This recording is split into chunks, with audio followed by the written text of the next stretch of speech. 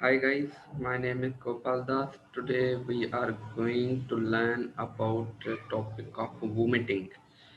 Vomiting क्या होती है? वोमिटिंग को हम इमीसिस भी बोलते हैं। ये इसका सिनोनिम है इमीसिस। इसको हम इमीसिस भी बोलते हैं। नॉर्मल लैंग्वेज में तो हम इसे वोमिटिंग ही कहते हैं। Vomiting is the act of forcefully expelling gastric और intestinal content through the mouth. ये कह रहा है कि वोमिटिंग एक forcefully expelling gastric or intestinal content means हमारी जो इंटेस्टाइन में जो कंटेंट मींस फूड मटेरियल या अनडाइजेस्टेड मटेरियल होता है ना, उसकी forcefully expelling means outward moving इसकी किसके थ्रू? माउथ के थ्रू। जो अनडाइजेस्टेड वेस्ट फूड है ना, उसका बाहर की तरफ निकलना माउथ के थ्रू, उसको हम वोमिटिंग बोलते हैं।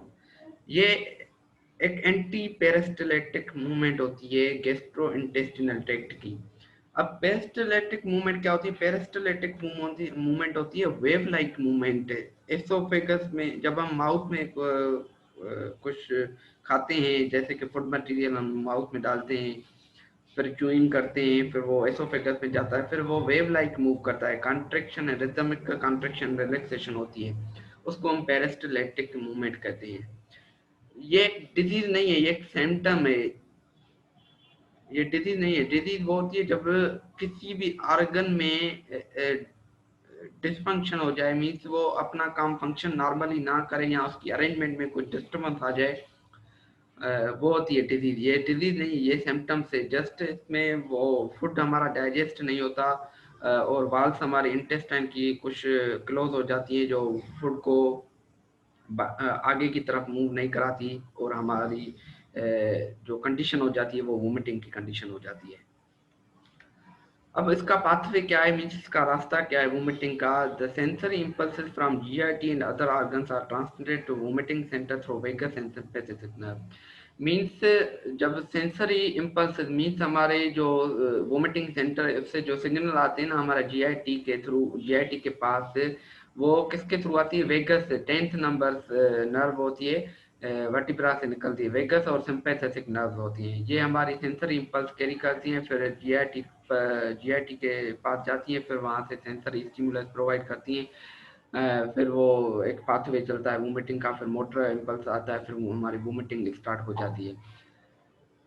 Motor impulse causing act of vomiting are transfer from vomiting centre. मैंने वही कहा आपसे कि जब हमारी सेंसरी नर्व आई वोमिटिंग सेंटर से, अब वो मोटर नर्व जाएंगे वहां पर वोमिटिंग सेंटर के पास। किसके through? 5, 7th, 9th, 10th and 12th cranial nerves to upper part of GIT। Upper part of GIT में क्या क्या आता है? एक mouth, oesophagus, stomach and first part of intestine यानी कि ड्यूटीनम। हमारे स्मॉल इंटेस्टाइन के 3 पार्ट होते हैं, ड्यूटीनम, जेजिनम, इलियम। दोनों दो को छोड़ के, दो लास्ट वालों को छोड़ के, फर्स्ट पार्ट जो होता है ना ड्यूटीनम, उसके मोटर इम्पल्स निकल के हमारे वोमिटिंग सेंटर के पास जाती है। एंड जो स्पाइनल नर्व होती है ना, स्पाइनल कॉर्ड से निकलती है, वो डायाफ्राम एब्डोमिनल मसल से मोटर इम्पल्स कैरी करके फिर वोमिटिंग सेंटर के पास जाते हैं कि वोमिटिंग काज करवानी है, और वोमिटिंग काज हो जाती है। अब ये देखिए, ये इम्पल्स से जा रहा है, ये वोमिटिंग सेंटर है, यहाँ से सेंसरी और मोटर इम्पल्स से जाता है। वेगस एंड सिंपैथेटिक में आपको बताया ना कि वेगस और sympathetic nerve sensory impulse carry करती है। ये सेंपरी, ये स्टमक है, ये सेंसरी इम्पल्स कैरी करके आ रही है वोमिटिंग सेंटर से, फिर वहां से मोटर इम्पल्स जा रहा है वोमिटिंग सेंटर के पास। अब vomiting centre situated bilateral, bilaterally means दोनों की side, right and left side present होता है हमारा वोमिटिंग सेंटर। के मेडुला ऑब्लेंगेटा होता है ना, उस की स्ट्रक्चर में प्रेजेंट होता है। मेडुला ऑब्लेंगेटा ये रेस्पिरेटरी सेंटर होता है, हमारे ब्रेन में मौजूद होता है। स्टेमलाइट स्ट्रक्चर होती है, कहाँ प्रेजेंट होती है? Interior and inferior to cerebellum. हमारा ब्रेन होता है ना, सेरिबेलम और सेरिब्रम होता है, उसके आगे और नीचे की तरफ ये प्रेजेंट होता है, और उसके साथ उसमें वोमिटिंग सेंटर लोकेटेड होता है।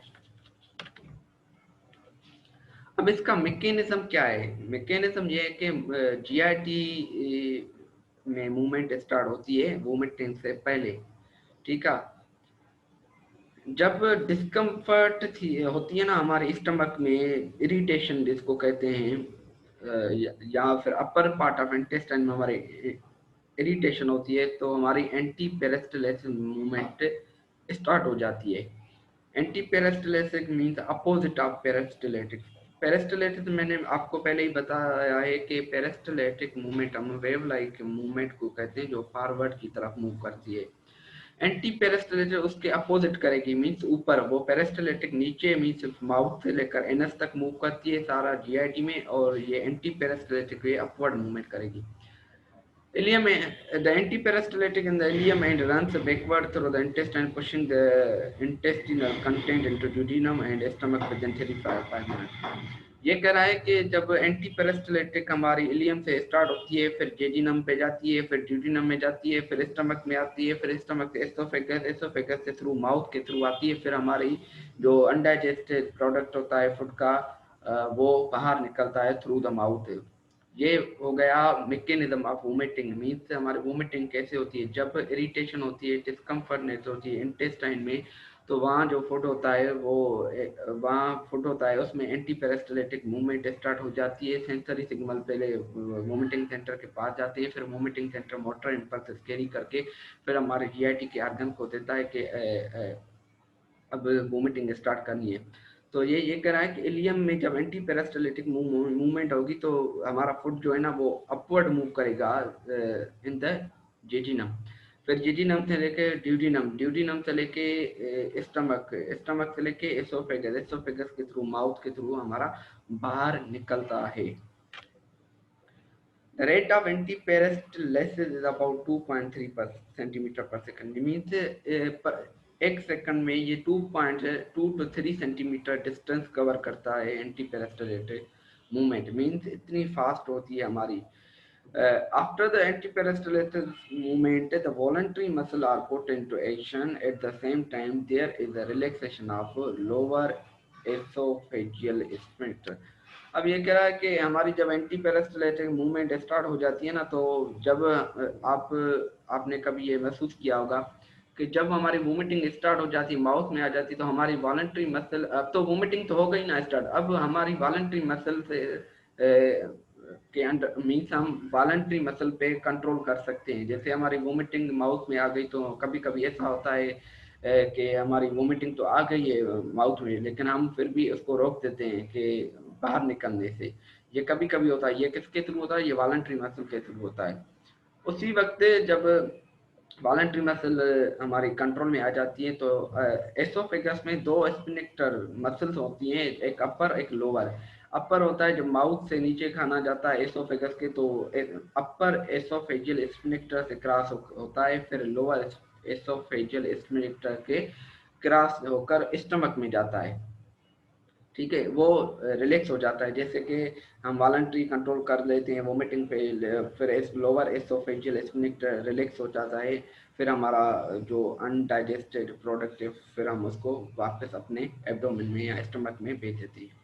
After inspiratory movement there is a closure of glottis. इसमें वोमिटिंग में ग्लोटस क्लोज हो जाता है क्योंकि ग्लोटस का पाथवे लंग्स में जाता है। अगर हमारे वोमिटिंग के थ्रू अगर वो पाथवे क्लोज नहीं होता तो हमारा जो वोमिटिंग मटेरियल है, वोमिटिंग मटेरियल वो हमारे लंग्स में चला जाएगा। लेकिन ये एक नेचुरली प्रोसेस है, उस वक्त ग्लोटस क्लोज हो जाता है।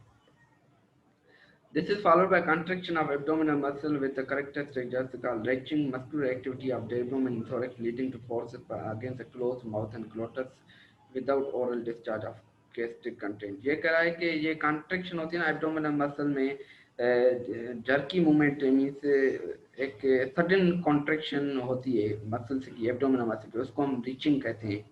ये मस्कुलर एक्टिविटी होती है एब्डोमेन और थोरेक्स की, जो कि इंस्पायरेशन करती है against a closed mouth and glottis without oral discharge of gastric content. This compress the stomach against contracted diaphragm and abdominal organs and the pressure inside stomach. ये कह रहा है कि जब एब्डोमिनल मसल हमारी कॉन्ट्रैक्ट होगी तो स्टमक भी कॉन्ट्रैक्ट होगा, स्टमक कॉन्ट्रैक्ट होगा तो हमारी एंटी पेरिस्टलेटिक मूवमेंट स्टार्ट हो जाएगी और हमारी जो फुट है वो अपवर्ड मूव करेगा एंटी पेरिस्टलेटिक डायरेक्शन में, फिर हमारी मूवमेंट स्टार्ट हो जाएगी।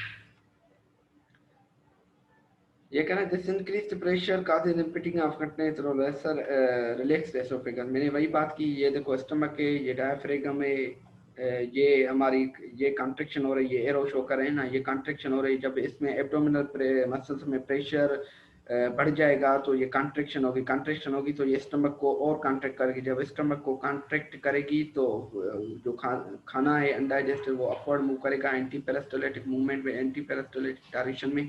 फिर एंटी पेरिस्टोलिटिक डायरेक्शन जब स्टार्ट हो जाएगी तो वोमिटिंग स्टार्ट हो जाएगी। हमारी जो expelling of the undigested food from mouth होता है। ये सारा वो मैकेनिज्म जो मैंने आपको बताया, ये वोमिटिंग सेंटर से सेंसर इम्पल्स आ रही है, फिर मोटर इम्पल्स जाएगी, फिर हमारी वोमिटिंग स्टार्ट हो जाएगी। Mechanism during ejection of vomiting means जब हमारी वोमिटिंग मटेरियल बाहर निकलता है माउथ से, तो उस वक्त इसका मैकेनिज्म क्या होता है, ये उसकी बात कर रहा है। एसोफेगस रिलैक्स हो जाता है, ग्लोटस क्लोज हो जाता है, hyoid bone upward and forward move करता है। हमारी ओरल कैविटी के पीछे एक बोन होता है जिसको हम हाइवेट बोन कहते हैं। रेस्पिरेशन इनहिबिटेड, जब ग्लाटस ही क्लोज होगा तो रेस्पिरेशन तो इनहिबिट हो जाएगी, क्योंकि ग्लाटस ओपन है तो हम इंस्पायरेशन और एक्सपायरेशन नहीं कर पाएंगे। थ्रोट डाइल्यूट होगा, क्योंकि जब वो वाटरी फ्लूइड होता है ना, वोमिटिंग मटेरियल उसमें वाटर भी होता है, उस वाटरी फ्लूइड जब मूव करेगा तो थ्रोट हमारा डाइल्यूट हो जाएगा। The entry of vomitus in nasopharynx is prevented by elevation of soft plate. Soft plate हमारी होती है जब हम एसोफ माउथ में कुछ फूड डालते हैं तो हमारे नीचे जाता है ना, वो एसोफेगस से वो जो सॉफ्ट प्लेट होती है एसोफेगस के ऊपर वो नीचे हो जाती है, फिर हमारा फूड जो डाउनवर्ड मूव करता है। लेकिन वोमिटिंग के थ्रू ये अपवर्ड और फॉरवर्ड मूव करेगी, तो हमारा वोमिटिंग स्टार्ट हो जाएगी, माउथ में आना शुरू हो जाएगी।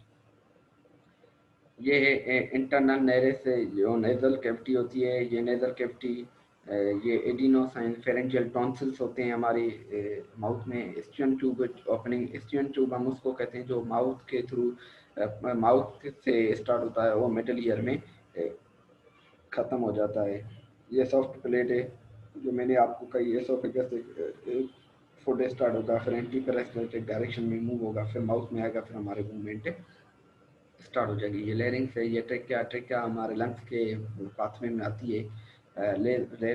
लेरिंजोफेरिंग्स है, लेरिंजोफेरिंग्स हम उसी पॉइंट को बोलते हैं जब लेरिंग्स और फेरिंग्स एक दूसरे को आपस में टच करती हैं, मिलती जुलती हैं, हम उसी पॉइंट को हम लेरिंजोफेरिंग्स बोलते हैं।